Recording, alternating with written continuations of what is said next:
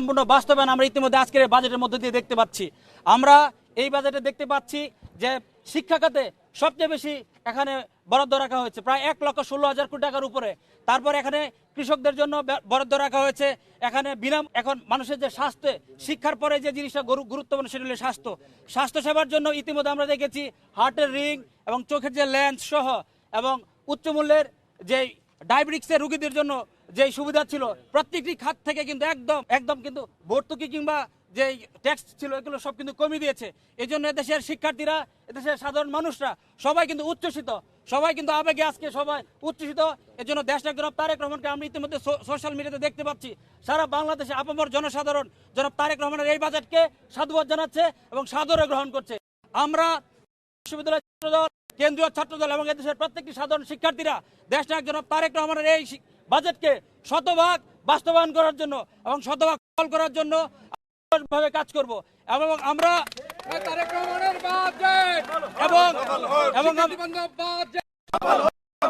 কৃষক বান্ধব বাজেট সফল হোক, স্বাস্থ্য বান্ধব বাজেট সফল হোক, আমরা তারেক রহমানের বাজেট সফল হোক। দলের পক্ষ থেকে লাল গোলাপ শুভেচ্ছা, কিষান ভাইয়ের পক্ষ থেকে লাল গোলাপ শুভেচ্ছা। শিক্ষার্থী বান্ধব আরেকটি বিষয় ইতিমধ্যে দেখেছেন আমাদের দল তথা বাংলাদেশ জাতীয় দল দুর্নীতি এবং মাদকের বিরুদ্ধে জিরো টলারেন্স নীতি ঘোষণা করেছে। আমরা এই বাজেটকে স্বাগত জানানোর পাশাপাশি আমাদের রাষ্ট্রের যন্ত্র যারা রয়েছে এবং আমাদের সরকার যারা রয়েছে তাদেরকে আমরা আহ্বান জানাবো, 9,08 কোটি টাকা বরাদ্দ করা হয়েছে, একটি টাকাও যাতে কোনো দুর্নীতির কোনো খাতে না হয়, সেটি যাতে আমাদের এবং আমাদের রাষ্ট্রে যারা রয়েছে ডিপ স্টেট সহ সকল যারা অংশীজন যারা রয়েছে দুর্নীতির বিরুদ্ধে সবাই যদি সচেতন থাকে, আমার মনে হয় 9,38,000 কোটি টাকার যে বাজেট ইতিমধ্যে ঘোষিত হয়েছে এই বাজেটের মধ্য দিয়ে বাংলাদেশ এই শুধু ইন্ডিয়ান সাবকন্টিনেন্টে নয় বিশ্বের মানচিত্রে নতুনভাবে সমৃদ্ধ এবং শক্তিশালী হবে।